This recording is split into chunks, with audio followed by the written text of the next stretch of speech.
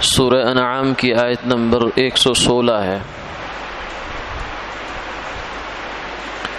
اعوذ باللہ من الشیطان الرجیم،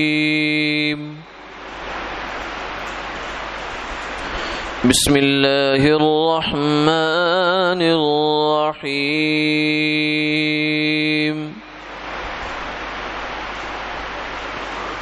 وَإِن تُطِعْ أَكْثَرَ مَن فِي الْأَرْضِ يُضِلُّوكَ عَن سَبِيلِ اللَّهِ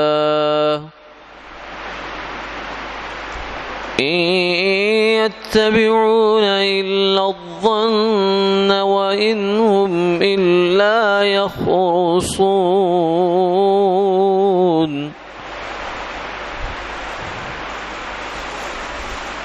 إِنَّ رَبَّكَ هُوَ أَعْلَمُ مَن يُضِلُّ عَن سَبِيلِهِ وَهُوَ أَعْلَمُ بِالْمُهْتَدِينَ۔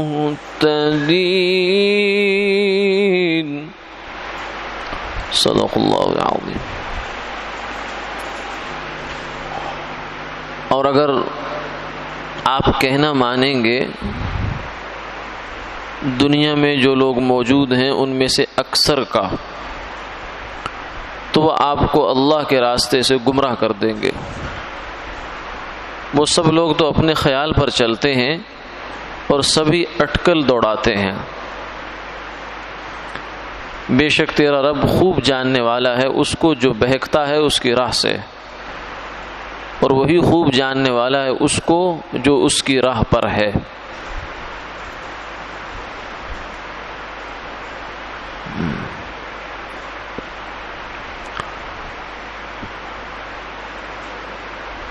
پہلی آیت مبارکہ میں ایک اصول بیان فرمایا ہے اور ایک حقیقت بیان فرمائی ہے۔ شیطان کو جب اللہ نے حضرت آدم علیہ السلام کو تعظیم کا اور احترام کا سجدہ کرنے کا حکم دیا تھا تو اس نے انکار کیا، ابا واستکبر وکان من الکافرین۔ اللہ نے فرمایا کہ اخرج فإنک رجیم، یہ جو تجھے قرب کا اور میں نے اپنی قرب کا جو ایک مقام دے رکھا ہے اس سے دفع ہو جا، نکل جا یہاں سے، تو مردود ہے۔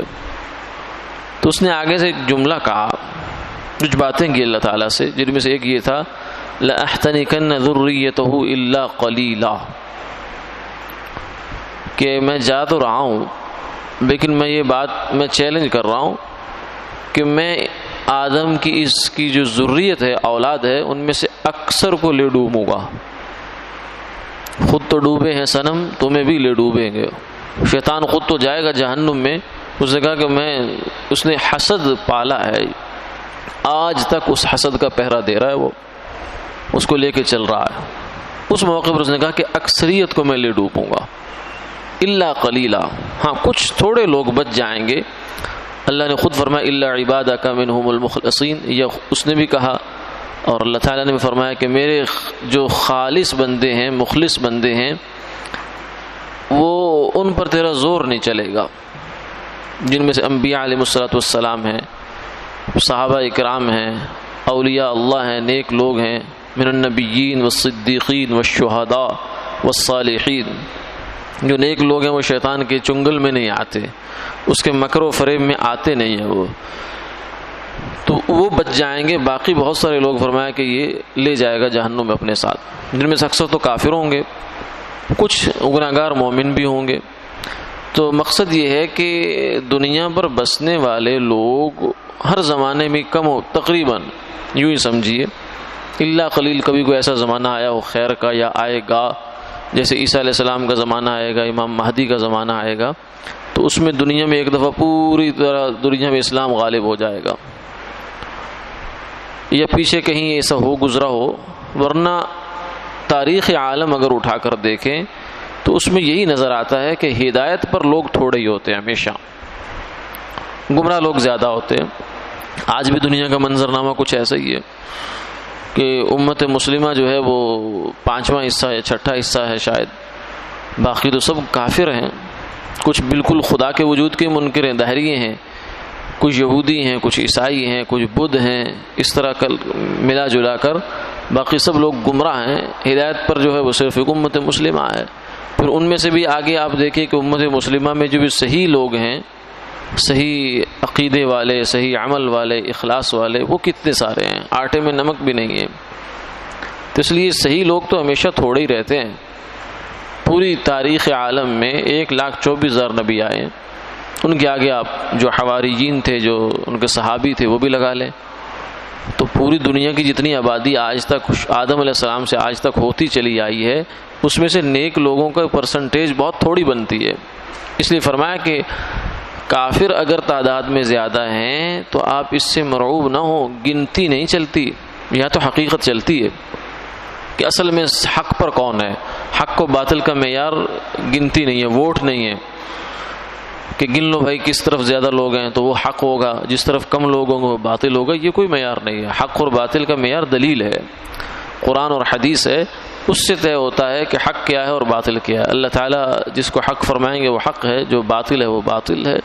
اس لیے فرمایا وَإِن تُطِعْ أَكْثَرَ مَن فِي الْأَرْضِ، اگر آپ یہ دیکھیں کہ مکہ میں جب تک مسلمان رہے، شروع میں حضور اکیلے جب دعوی نبوت کیا، پھر حضرت خدیجہ، حضرت علی، حضرت ابوبکر صدیق رضی اللہ عنہ، 1-2 غلام تھے وہ ساتھ شامل ہو گئے، ایک طویل عرصہ گزر گیا، 40 تک لوگ مشکل سے پہنچے۔ تو عمر جب مسلمان ہوئے تو 40 میں تھے وہ۔ پھر ہجرت تک تقریباً 300، 350، 400 شاید اتنے لوگ مسلمان ہوئے ہوں گے، اس سے زیادہ لوگ 13 سال کی محنت میں مسلمان نہیں ہوئے۔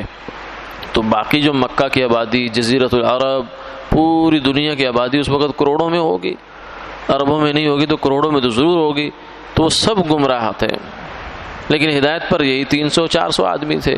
تو اس لیے اگر ہم گنتی کریں کہ زیادہ لوگ جس طرف ہیں اس کو اچھا سمجھ لو، تو اس کا مطلب تو پھر یہ ہوا کہ نعوذ باللہ من ذالک انبیاء علیہ السلام کے زمانے میں تو زیادہ لوگ تو گمراہی تھے، تو پھر گمراہی ٹھیک ہوئی، ہدایت ٹھیک نہ ہوئی؟ نہیں، ایسی بات نہیں ہے، بلکہ اصل بنیاد اس پر ہے کہ اللہ کا حکم کیا ہے اور اس کی وحی کیا ہے۔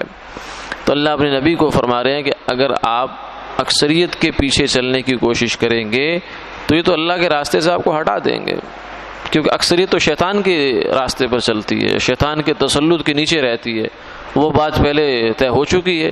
اللہ تعالیٰ نے اس کی اس بات کو کا انکار نہیں فرمایا۔ جب اس نے کہا نا کہ میں اکثر کو لے ڈوبوں گا، تو اللہ تعالیٰ نے یہ نہیں فرمایا کہ نہیں ایسا نہیں ہونے دوں گا میں، بلکہ فرمایا کہ ٹھیک ہے جاؤ، لَأَمْلَأَنَّ جَهَنَّمَ مِنْكَ وَمِمَّنْ تَبِعَكَ مِنْهُمْ أَجْمَعِينَ، تو اپنی محنت کر، جو تیرے پیچھے چلے گا میں اس سے اور تجھ سے دونوں سے جہنم کا پیٹ بھروں گا، تم دونوں جہنم میں جاؤ گے، بس مجھے کیا ہے۔